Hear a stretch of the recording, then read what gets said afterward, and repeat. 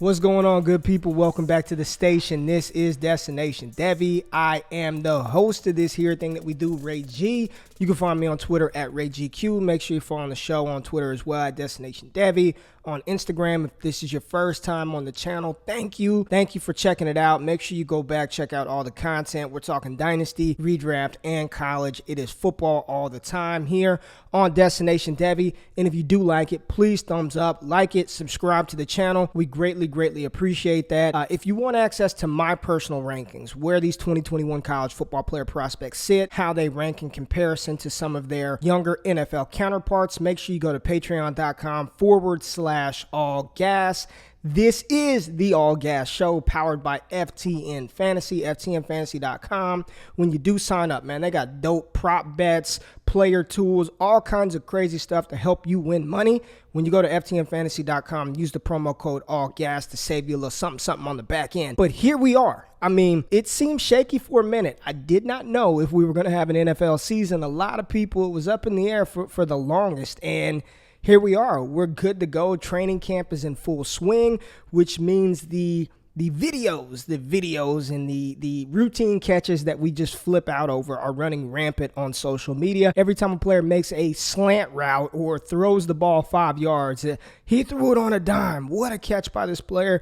He's going to be wide receiver 1 or running back 1. We're freaking out over camp videos, but keep them coming, man. I'm just glad that football is back. I'm glad that we get to see some action. So it's an exciting time, especially where we were a couple of months ago, not knowing if there was going to be a season. But because of that, now the time to debate, and there's some dissension amongst some of these players. And in this show, we're going to talk about some polarizing running backs. And no matter what these players have done, what they've shown throughout this part, up to this point in their career, we still can't come to a consensus on whether we like them or we hate them. And I don't think there's any in between. So we'll kind of dive through a couple of those players. And I'm just asking the question.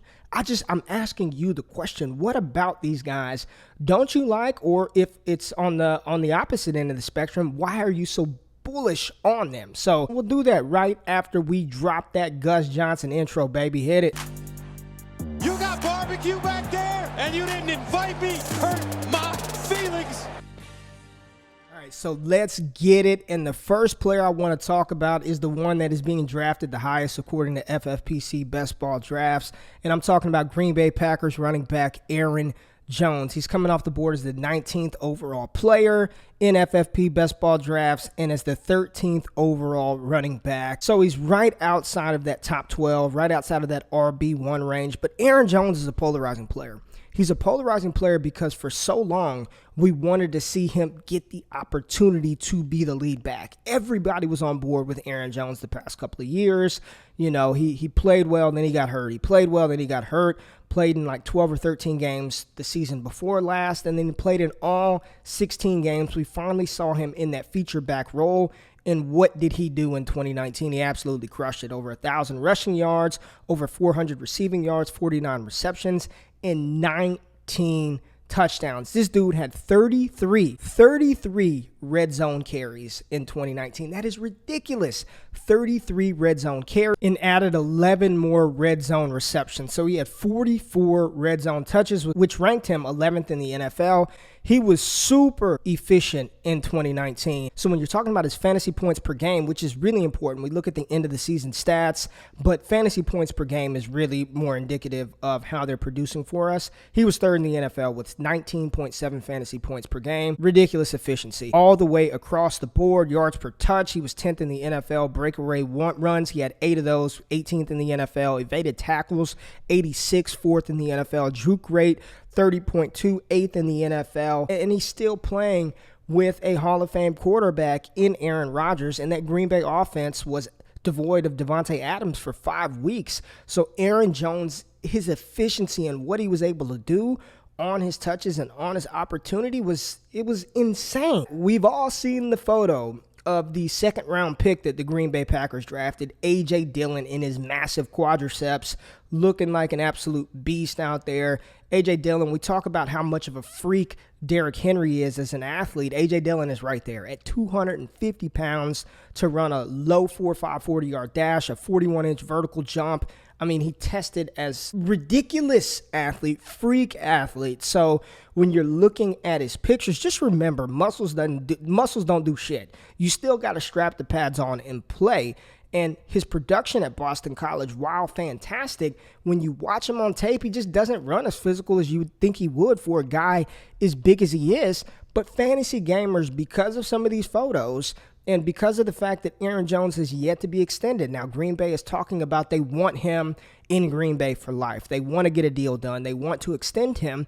I just wonder, and I think a lot of fantasy gamers are wondering how much of that opportunity is going to be there for him in the future, moving forward with the second-round draft pick invested in A.J. Dillon, with Aaron Rodgers. You know, what's that going to look like for him here? They drafted Jordan Love in the first round. It just looks like Matt LaFleur is sort of transitioning this team from Aaron's team to his team. So where does Aaron Jones fit in with this? Now, if he gets extended, that definitely insulates him and gives him a little more security. But A.J. Dillon isn't going anywhere. Aaron Jones, 15th in the league in carries last year. You know, some of that opportunity share at 62.2%, snap share 62.6%. What does that look like with a competent running back behind him? And regardless of what you think of A.J. Dillon, what I think of A.J. Dillon, they invested a second-round pick in him. He's going to play. He's listed as third on the depth chart behind Jamal Williams. I think A.J. Dillon is better than Jamal Williams. He may not pick up the offense and know all the intricacies of how Green Bay wants to run, but he's a better running back than Jamal Williams. But when you're talking about Aaron Jones coming off the board as RB13, he's one of those players where either you want him or you're not touching him. You have him and you're trying to sell him. To expect 19 touchdowns out of Aaron Jones again, I think that is a little far-fetched. He was ultra efficient in that category, was first in the NFL in touchdowns. I just don't know who's going to command that goal line role. Why would they go away from Aaron Jones? But yet you've got this 250-pound tank that is more athletic than Aaron Jones. Why not use him down in the red zone? So I just think that for his cost, I don't know if I would be investing that high of a startup pick in Aaron Jones. And it's not just because of A.J. Dillon. I just, as RB13, I think there are some players that are being drafted after Aaron Jones that I would prefer, but I can't knock you if you take him. If you believe that he is the guy and A.J. Dillon is just there as a backup, then cool, take him. But Aaron Jones is one of the more polarizing players for redraft leagues and for dynasty leagues in fantasy football in 2020. Now, am I buying or am I selling Aaron Jones? If I own Aaron Jones in any dynasty league, I would be selling him. I just think that their investment in A.J. Dillon and the uncertainty of that offense, there's too many question marks for me. If he gets that extension, we'll see what it is. We'll see how much money is guaranteed to Aaron Jones when he does pull that off. But as we stand today, where I'm at with it, Aaron Jones would be a player that I'm selling in dynasty leagues, and I am not investing 13th overall running back draft capital for seasonal leagues in Aaron Jones. Now, another player who's pretty damn polarizing, let's head up to Chicago to the Windy City and talk about David Montgomery, the second-year running back of the Chicago Bears coming out of Iowa State. He was given the starter's role last year. They shipped Jordan Howard off, drafted David Montgomery in the third round. And David Montgomery had a lot of opportunity to do well in Chicago last year. He got the ball a ton. He was 13th in the NFL in carries, opportunity share 59.4%, snap share 57.9%. Both of those were in the top 21 in the NFL. 35 red zone touches, 19th in the NFL. Finished 18th in the league in rushing as a rookie with 889 yards. Caught a couple of passes, 25 balls for 185. We'd like to see that go up. Only dropped it one time, 7 TDs. So he had a good rookie season for a team that was bad. The Chicago Bears offensive line was bad. There were people out there who really said Mitch Trubisky was an MVP candidate coming into 2019. That did not come to fruition. He was anything but an MVP candidate. But David Montgomery did not have a bad rookie season. And most of the times when rookies rush for almost 900 rushing yards, caught 25 passes, we'd be excited about them in their second season as taking a step forward. But we've seen the complete opposite. David Montgomery more people than not are off of Montgomery. And I don't know if that's because it's the Chicago offense or if it's because what they saw from David Montgomery in 2019. But when you're talking about a running back who commanded, the 13th most carries in the NFL as a rookie, as a third-round pick, they trusted him to give him the ball that much, was on the field almost 60% of the time. I'm truly trying to figure out why so many people are down on David Montgomery. Now, the offense is still kind of abysmal. We don't know who the starting quarterback is going to be. They brought in Nick Foles, Mitchell Trubisky's still there, and at the wide receiver position, we're talking about Allen Robinson, and that's really it. They drafted Cole Kmet, Taylor Gabriel, and Anthony Miller. Do we really expect him to take that step forward? Sure, go ahead and take that bet if you want. I'm not going to do it. But, he's still the guy in the backfield. We saw that Tariq Cohen is not a threat to him carrying the ball in rushing yards. And the line was horrible. Run blocking efficiency, 57th in the NFL. Yards per touch, he didn't do very well. And when you're looking at where David Montgomery is being drafted, he's coming off of the board as the 27th running back overall. Top 50 player. He just hit 50 overall. But 26 running backs are going ahead of David Montgomery. I don't know, man. I don't fucking know. I think that there's no doubt in my mind he is going to have another 240-plus carry season, and we can only assume that he's going to take a step forward. And while the Chicago offensive line and offensive situation may not be great, opportunity is king.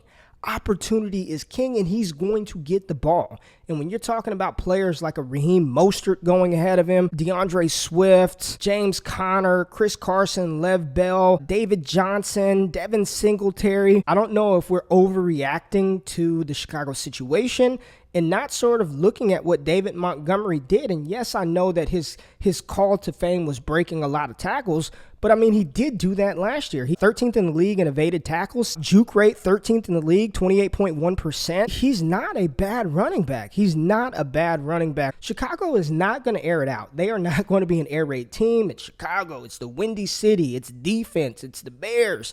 They're going to run the ball. And David Montgomery is the primary ball carrier, a young primary ball carrier who's going to take a step forward in year two. Am I buying or selling David Montgomery? I don't think you can sell him. In Dynasty, I don't think you can sell him because nobody's going to give you what you think he's valued at. And if you try to buy him, I think that the people who hold him, they believe that he is going to ascend and take a step forward in year two. So it's almost that situation where it's like, damned if you do, damned if you don't. If you have him, I would definitely be holding him. And I think as an RB3 on your team, if you've got a CMC and then you double back and somehow get a Miles Sanders or something like that, you know what I mean, a Kenyon Drake, I think he's a perfect RB3 for your dynasty team that can give you RB2 and low-end RB1 upside from week to week. I think David Montgomery takes that step forward. I would not be selling him. And if you could buy him on the cheap from a dynasty owner who is fearful of him in that situation, I would do that. Again, he's not a game breaker. I mean, 10.2 fantasy points per game, 32nd in the league is trash. I mean, that's something that you really can't depend upon. But he was a rookie running back on a bad team. Don't give up on David Montgomery yet. He catches the ball out of the backfield. He is the primary ball carrier. He should take a step forward here in 2020. Now let's dive into the two most polarizing running backs. In my opinion, the two most polarizing running backs for dynasty leagues and for seasonal leagues. And I'm talking about David Johnson, the newest running back of the Houston Texans. That's right, DJ finally out of Arizona, starting running back for the Houston Texans. And all the buzz is he's going to be a 1,000 running back. He's in the best shape of his life. He's ready to crush in Houston. You got Deshaun Watson and Will Fuller and Bill O'Brien traded for David Johnson. Not only did he trade for him, he traded DeAndre fucking Hopkins, the best wide receiver in football, to get David Johnson. So what David Johnson has on his side is he is the primary guy. There's no Carlos Hyde. It's Duke Johnson. It ain't happening for Duke. I know us as fantasy gamers, we've been wanting the Duke Johnson workload for like 20 years now. It's not happening. David Johnson is the primary ball carrier. He is the number one running back in Houston for as long as he's on the field. And he's going to get every opportunity to make Bill O'Brien and the Houston Texans organization look like they made a good move by trading DeAndre Hopkins. And there is no way to make that look good because it was a horrible move. Why would you even...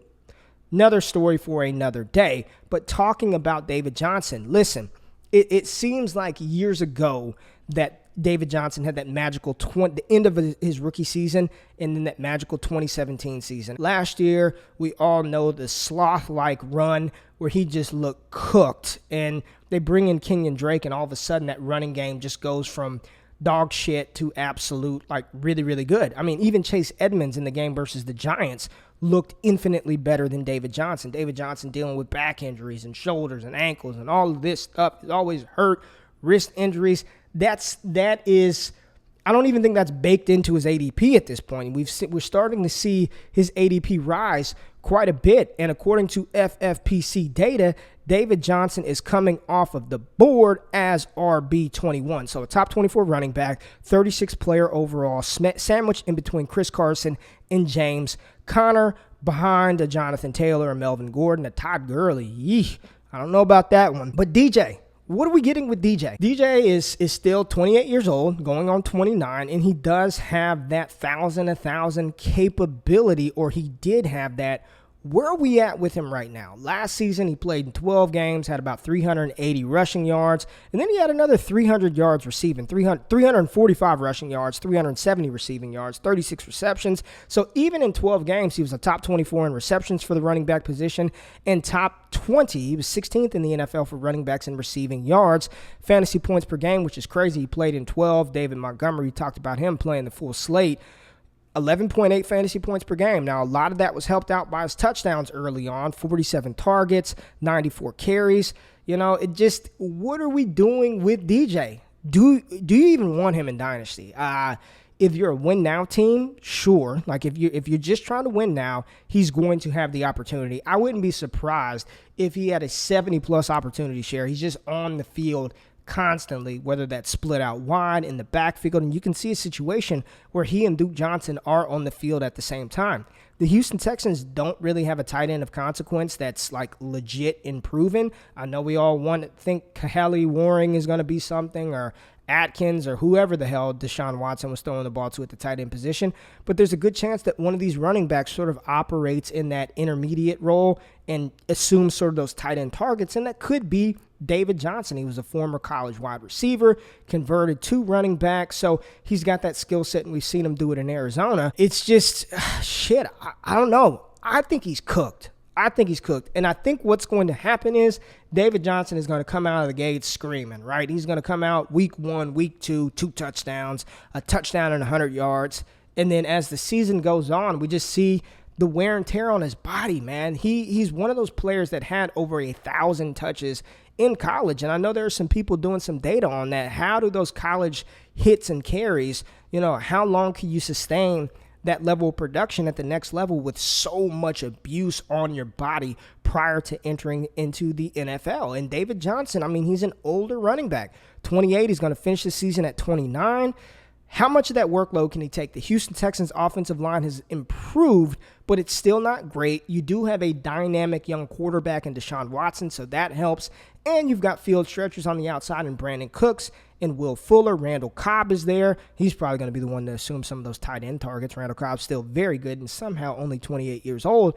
But David Johnson is one of the most polarizing running backs in fantasy football. Redraft leagues, I think he's a little safer. I wouldn't mind him in redraft because, shit, give him the ball. I don't even care. After if as long as he can get me through week 16, my fantasy championship, whatever, done with him after this season, and then I won't touch him anymore.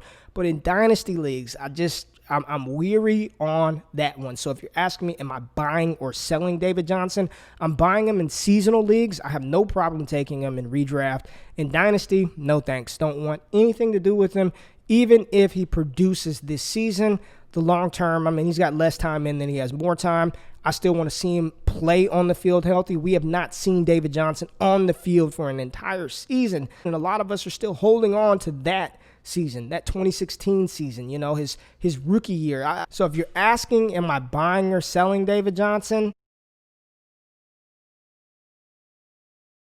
In the last and most polarizing running back in the NFL, bar none, Leonard Fournette, the Jacksonville Jaguars running back, entering into his 4th NFL season. They've already declined his 5th-year option. We know that Lenny is going to play somewhere else in 2021, but for 2020, he is the man in Jacksonville, and people still don't want him. People are just, this is the most polarizing running back in fantasy football, bar none. I don't care what anybody says. It's Leonard Fournette. Either you love Fournette or you hate him. There is no in between. He's coming off of the board, according to FFPC Best Ball Drafts, as RB16, the 26th overall player. There aren't 15 running backs better than Leonard Fournette. I'm coming out with my take. I am buying Leonard Fournette. Give me the 25-year-old running back who 3 years in his career, he's got 2,000-yard season. Yes, he was injured in his second season. Yes, he's dealt with some injuries throughout his career. Didn't play a full 17 games as a rookie. Played in 13 games. Second season, 8 games. But last season, we saw him be the guy. We saw him just absolutely smash from a rushing perspective, even though the Jacksonville Jaguars offense was horrible. No quarterback, offensive line was bad, turmoil inside the organization and outside the organization. He had over 1,100 yards. The kicker was he only had 3 touchdowns, and there were times where touchdowns were getting called back. They get to the goal line, do QB sneaks, do stupid shit. Like, Leonard Fournette is definitely going to score more than 3 touchdowns. He had 100 targets. Now, granted, I don't think he'll ever get 100 targets again, but he caught 76 of those balls for 522. No receiving touchdowns. So all of that production, all of those yards, and he 1,600 yards and 3 touchdowns, only fumbled the ball 1 time. And when you look at Jacksonville's offensive line and their offensive situation, it is not exaggeration how bad they were. Leonard Fournette, average defenders in the box, 7.1, 4th in the NFL. Stacked front carry rate, 32.1%, 5th in the NFL. They were stacking the damn box and saying Gardner Minshew beat us over the top, destroy us with your arm, and it wasn't happening. Every defense, their sole responsibility week in and week out was to stack the box, stop Leonard Fournette, and force Gardner Minshew and or Nick Foles for the time that he was in the game to beat them, and he couldn't. And Leonard Fournette still had over 1,100 rushing yards. What is there not to like? He's a first-round pick, a top 10 pick at the running back position. He's only 25 years old. Why on earth would you draft Todd Gurley ahead of Leonard Fournette? That makes absolutely 0 sense. I would prefer Leonard Fournette to Aaron Jones. Fantasy doesn't have to be hard. He's going to, and spare me the Chris Thompson bullshit. Are we really concerned about Chris Thompson and Raquel Armstead and Devine Ozigbo? Jacksonville's bad. They're bad. They just lost their tight end, Josh Oliver, broken foot, so now it's Eifert season. Receivers, they drafted Laviska Shenault. He ain't going to make that much of a difference in year 1. It's still D.D. Westbrook and Keelan Cole and DJ Chark. We like Chark, so stretching the field. But Leonard Fournette is the primary ball carrier for Jacksonville. The primary ball carrier, and he is going to put up another 1,000-yard season this year. Like, we've got to get over this bias that he can't stay healthy. He's a running back. Running backs outside of Derrick Henry and Christian McCaffrey get hurt. Saquon Barkley got hurt. The generational talent that is Saquon Barkley, he's been hurt. 91.7% snap rate, 2nd in the NFL. And without looking, it was probably to Christian McCaffrey. 90.1% opportunity share. 7th in the league in carries. 4th in the league in targets. I mean, red zone touches. 54 red zone touches. 54, which was 4th in the league, and he only had 3 touchdowns. The odds have to swing on the opposite end of the pendulum to get him in the zone a little bit more. 17.3 fantasy points per game. Run blocking efficiency was absolute horrible. 67.3%, 38th in the NFL. What are we? Breakaway runs, 11th. 8th in the NFL. This is screaming value. Goal line carries, 54 red zone touches, right? He had 7 goal line carries. What the hell are you doing, Doug Marrone? 18th in the league, 7 goal line carries. Leonard Fournette is a good young running back. The Jacksonville Jaguars are not a very good team. So am I buying or selling Leonard Fournette? Oh, hell yeah. I'm buying him everywhere. I'm getting him in the 5th round of Dynasty Startups, the end of the 4th round in Dynasty Startups. So if you got league mates who are concerned about Fournette, if you got league mates who want to get rid of him because they don't know, they're going to be real sad when he's the starting running back for the Seattle Seahawks next year or the Washington football team. fucking ridiculous. Find a team, change it, Red Wolves, Generals, whatever the hell you want to call it. Stop with this Washington football team. It is egregious what's going on. But Leonard Fournette is going to get another contract. He's going to be the starting running back on another NFL franchise next year, and you can capitalize on that right now by league mates who are fearful. So most polarizing running backs, or some of the most polarizing running backs, Leonard Fournette, Aaron Jones, David Johnson, and David Montgomery. That's it. That's the show. That's the show. Hope you enjoyed it. If you did, please subscribe to the channel. Thumbs up, not thumbs down. Comment, engage with the good people in the comments. Check me out on Twitter at RayGQ. Make sure you're following the show at Destination Devy, Instagram, all of that good stuff. And if you want my rankings, a player database to give you good information on incoming rookies. Got to get ready for those rookie drafts. We don't know how the season is going to play out. Got to get you ready for those rookie drafts. Patreon.com/allgas. Check it out. You will not be disappointed. I appreciate you checking out the show. And until next time, we're out of here. Deuces.